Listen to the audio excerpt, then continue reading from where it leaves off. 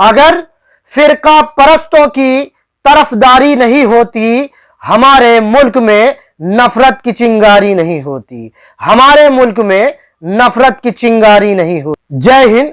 मैं आदिल फतेहपुरी, आप देख रहे हैं आवाज इंसाफ की। आपने देखा होगा लगातार किस तरीके से कभी धर्म संसद में तो कभी देश के किसी भी अलग अलग हिस्से में कई नफरती चिंटू जहर फैलाने का, नफरत फैलाने का काम कर रहे थे और कहीं ना कहीं सत्ता से जुड़े लोगों का समर्थन उनको जरूर हासिल रहा है।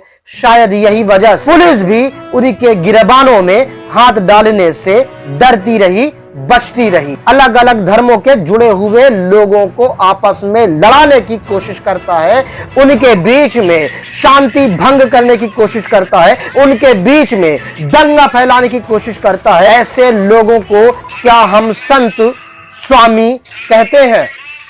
क्या हकीकत में ऐसे लोग धार्मिक संत, धार्मिक गुरु या स्वामी हो सकते हैं? ये आप तय करें। कुछ दिन पहले धर्म संसद में एक धर्म विशेष के 20 लाख लोगों को कत्ल करने का खुलेआम बयान देने वाले यति नरसिम्हानंद अब अरेस्ट हुए हैं। जी हाँ, अब उनकी गिरफ्तारी हुई। उससे पहले वसीम रिजवी, जी हाँ, जितेंद्र नारायण सिंह त्यागी उर्फ वसीम रिजवी की भी गिरफ्तारी हो चुकी है। लगातार ये देश में नफरत फैलाने का काम कर रहे थे। दोनों ने देश में धार्मिक उन्माद फैलाने, दंगा फैलाने की कोशिश करते हुए ढेरों बयान दिए, जो आपको ढेरों यूट्यूब चैनलों में देखने के लिए मिल जाएंगे। इससे पहले आपने देखा होगा कि काली चरण, जो खुद को संत कहलाते हैं, उन्होंने धर्म संसद पर महात्मा गांधी को लेकर के एक भद्दी टिप्पणी की थी, जिसको लेकर के उनकी गिरफ्तारी हुई थी। उसके बाद तलवार कहीं ना कहीं यति नरसिम्हानंद पर लटक रही थी, लेकिन पुलिस की आखिर हैसियत कहां थी कि यति नरसिम्हानंद जैसे जो लोग हैं, जिनकी ताकत का अंदाजा यह है कि उनको खुद सिक्योरिटी दी गई है सरकारी, और जिनको खुद एक तरह से सत्ता पक्ष से समर्थन प्राप्त है, तभी तो वो इस तरीके के ढेरों बयान देता है, लेकिन उस पर कोई कार्रवाई नहीं होती है। मामला जब तूल पकड़ता है तो वो अदालत की चौखट पर पहुंचता है। धर्म संसद में जो बयान दिया है एक धर्म विशेष के, एक धर्म विशेष समुदाय से जुड़े 20 लाख लोगों के कत्ल करने का जो खुलेआम बयान दिया है, धर्म संसद के नाम पर जो जनसभा तैयार की थी, और उस जनसभा में जो खुलेआम जो धमकी दी जा रही है, जो देश में बंटवारे की राजनीति की जा रही है, जो देश में जिस तरीके से धर्म के नाम पर दंगा फैलाने की कोशिश की है, ऐसे बयान पर पुलिस भी जांच कर रही है, ऐसे बयान दे रही थी। जब मामला तूल पकड़ता है तो वो अदालत की चौखट पर पहुंच, सुप्रीम कोर्ट की दहलीज पर पहुंचे। जब इस मामले को लेकर के सुप्रीम कोर्ट उत्तराखंड सरकार को नोटिस जारी करती है। नोटिस में साफ साफ पूछती है कि धर्म संसद हेट स्पीच मामले में सरकार ने क्या कुछ कार्रवाई की है। उसके बाद सुप्रीम कोर्ट के वकीलों ने भी 3 मांग रखी, जिस पर हेट स्पीच देने वालों पर कार्रवाई की बात कही, साथ ही साथ आरोपियों के खिलाफ सख्त से सख्त जो कानूनी धाराएं हैं उनको लगाने की बात की। सुप्रीम कोर्ट एफआईआर करने के बाद मामला जब और आगे बढ़ता है तो साथ ही साथ सेना के 5 पूर्व प्रमुखों समेत देश के 100 से ज्यादा प्रमुख लोगों ने राष्ट्रपति और प्रधानमंत्री को चिट्ठी लिखकर धर्म संसद में होने वाले हेट स्पीच को लेकर के विरोध जताया। उसमें साफ साफ उन्होंने कहा कि देश में इस तरीके से धर्म और जाति को लेकर के आप खुलेआम किसी धर्म विशेष के लोगों को या उनके नरसंहार के बयान नहीं दे सकते, इस तरीके की बयानबाजी नहीं करा सकते हैं। यह आपकी जिम्मेदारी बनती है कि आप इन पर कार्रवाई करें,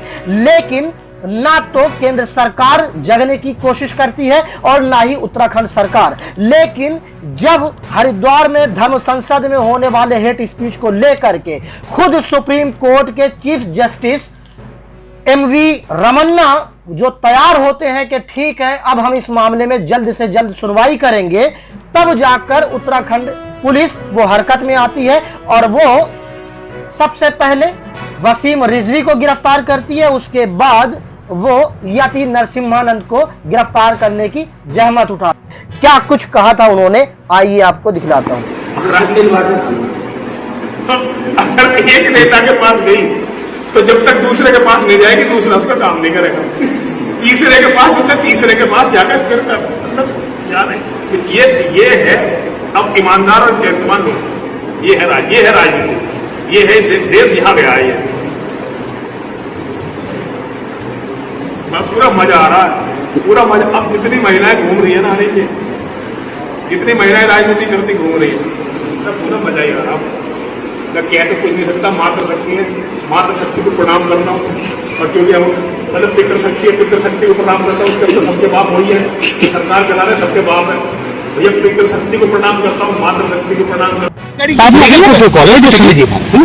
इसमें आपने लेकिन इन्हीं को गिरफ्तार कर रहे हो। अरे मैंने बता दिया ना, वो लीगल प्रोटोकॉल के अकॉर्डिंग हमें अरेस्टिंग करनी है। इग्निस्टिंग मुकदमों में वो नेम है, तो हमें तीनों के तीनों में साथ है।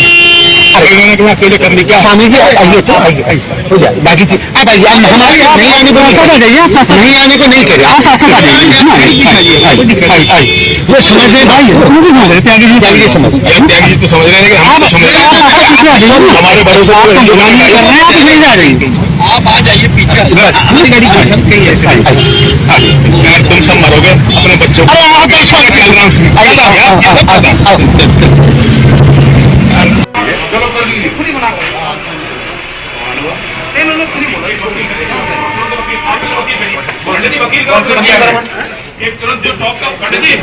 जो नंबर वगैरह वकील हो वो करो क्राइम का।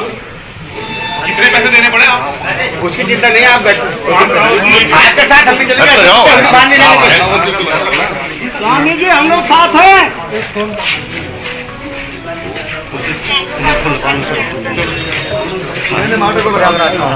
उर्फ वसीम रिजवी जी को गिरफ्तार किया गया है और इनको तीसरा केस जो इनके खिलाफ दर्ज हुआ था, जो प्रेस कॉन्फ्रेंस किए हुए थे 8/22 में गिरफ्तार किया गया है और माननीय न्यायालय में अब पेश किया जाएगा।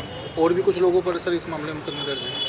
देखिए विवेचना, ये सब विवेचना का विषय है, विवेचना की जा रही है। इनको गिरफ्तार करके कहाँ से गिरफ्तार किया है? नारसन बॉर्डर से इनको गिरफ्तार किया गया है। जब अपराधियों के अपराध करने के बावजूद भी, उनके पुख्ता सबूत ढेरों सोशल मीडिया में मौजूद होने के बावजूद भी अगर पुलिस उनकी गिरफ्तारी करने से बचे, तब कोई लिखने की यह जुर्रत करता है, तब यह कोई हिम्मत करता है कि अगर फिरका परस्तों की तरफदारी नहीं होती, अगर फिरका परस्तों की तरफदारी नहीं होती, तो इस मुल्क में नफरत की चिंगारी नहीं होती, तो इस मुल्क में नफरत की चिंगारी नहीं होती। जय हिंद, जय भारत।